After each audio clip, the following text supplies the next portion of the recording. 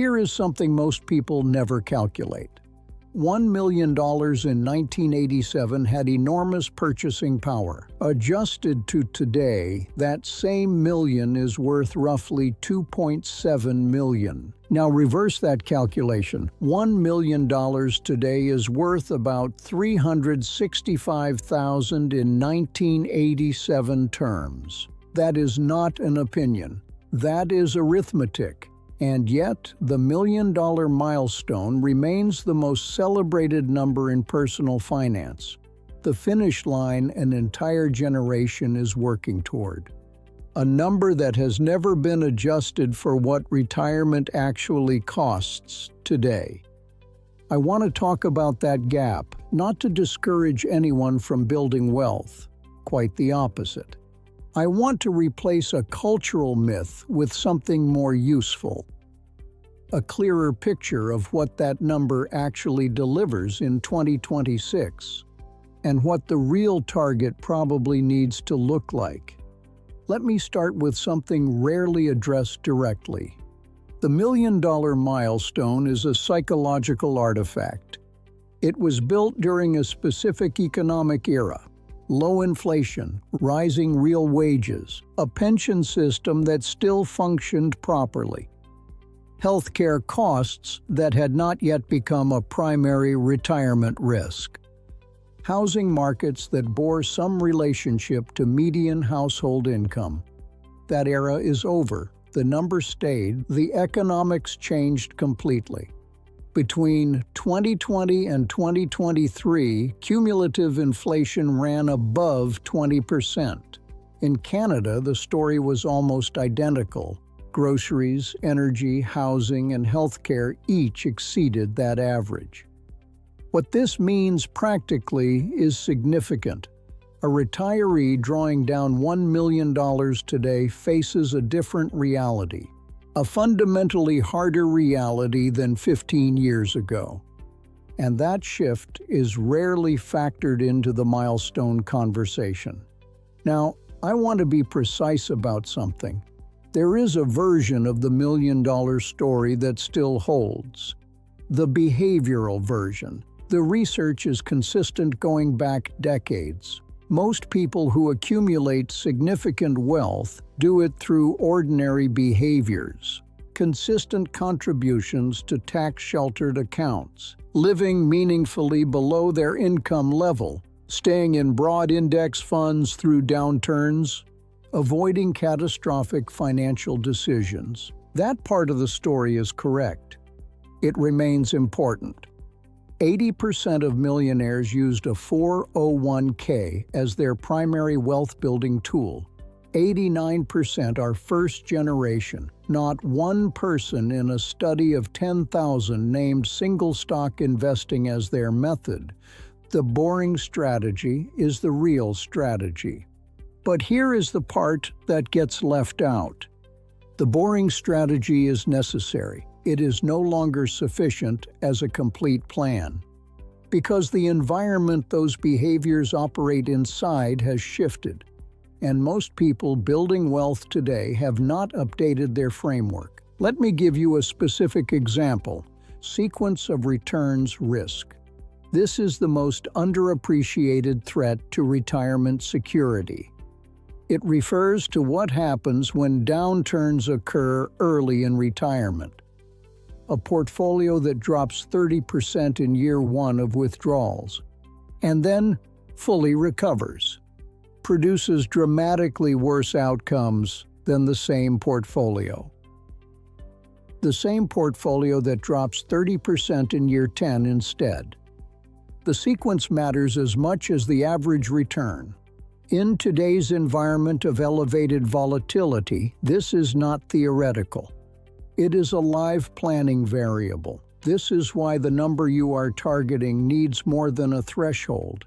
It needs to account for how you withdraw, in what order, across which account types, under what tax conditions. Speaking of tax conditions, this is where the story becomes considerably more complicated.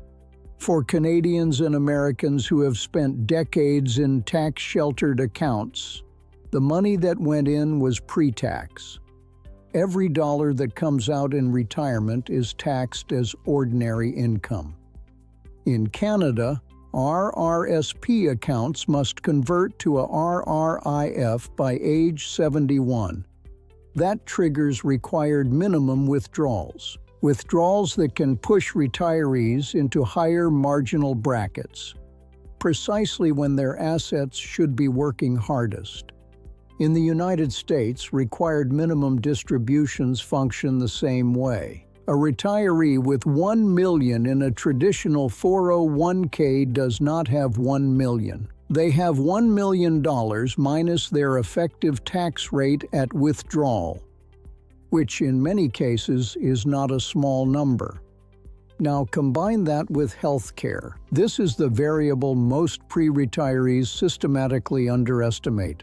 The most current estimates for average health care costs in U.S. retirement, for a couple, excluding long-term care, exceed $315,000 over the course of retirement.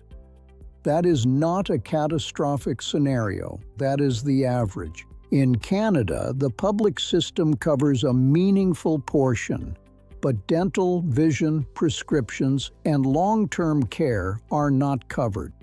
And long-term care is the category that can quietly overwhelm a $1 million portfolio within a relatively short time frame. I am not describing edge cases. I am describing the median retirement experience. So where does this leave the $1 million milestone? It leaves it as a genuine achievement, one that deserves to be understood clearly. At a 4% withdrawal rate, $1 million generates $40,000 annually. Combined with Social Security, or CPP and OAS, that can cover modest retirement expenses. But it is not the security event a generation of savers was taught to expect. It is the beginning of a more complicated phase, not the end of the financial journey.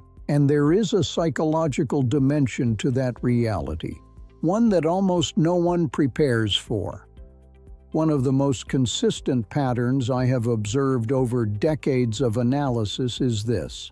People who spend years orienting their lives around a specific number experience real disorientation when they reach it.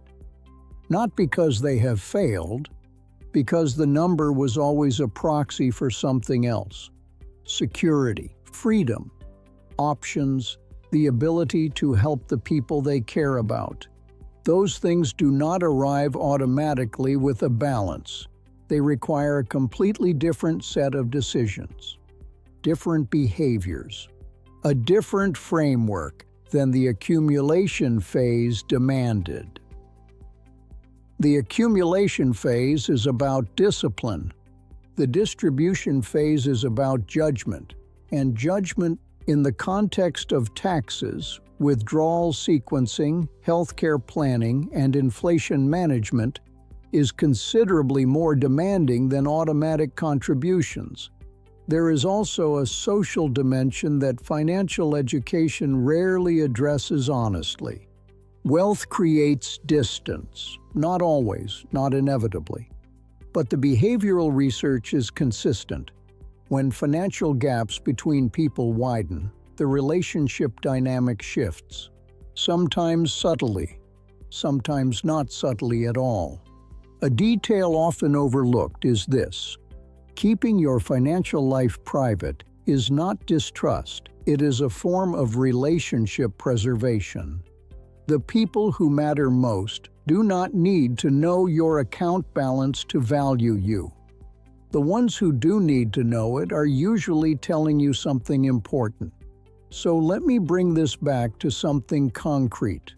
If you are actively building wealth right now, the behavioral foundation does not change. Automate contributions to tax-sheltered accounts and leave them alone. Track savings rate, not income. Avoid lifestyle inflation. Avoid catastrophic financial decisions. That is still the method. But the target needs recalibration. Financial planners working with current inflation assumptions, and realistic healthcare cost projections, and modern tax environments are generally pointing toward $1.5 to $3 million in liquid assets, depending on lifestyle, location, and health circumstances. The correct number for you is not a cultural milestone. It is a personal calculation, one that deserves to be made with current data, not with assumptions that made sense in a different era, not with the numbers social media is selling you. Build the boring strategy. Stick with it for the long duration, but build it toward a target that reflects the actual environment you will retire into. That is the distinction worth understanding. And that is the conversation this industry is long overdue to have, honestly.